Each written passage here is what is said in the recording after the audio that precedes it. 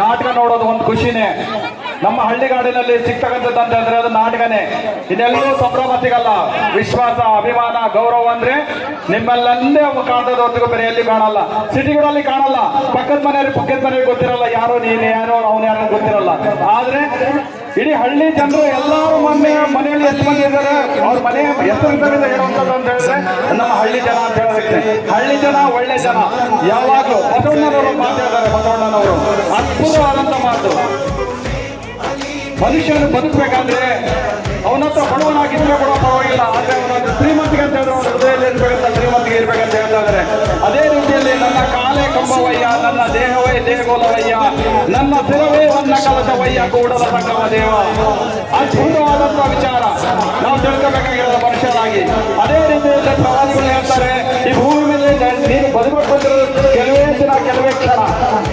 ಯಾರು ಶಾಶ್ವತರಲ್ಲ. ಆದ್ರೆ ನೀವು ಮಾಡುವಂತ ಕೆಲಸ ಕಾರ್ಯಗಳು ನಿನ್ನನ್ನ ಎತ್ತು ತರುತ್ತದೆ. ಸಮಾಜಕ್ಕೆ ಒಳ್ಳೆಯನ್ನು ದಾರಿ ತೋರುವಂತದ್ದು ಒಂದು ರೀತಿಯಲ್ಲಿ ನಿಟ್ಟಿನಲ್ಲಿ ಹೋಗುವಂತ ಪ್ರವಾದಿಗಳು ಹೇಳ್ತಾರೆ.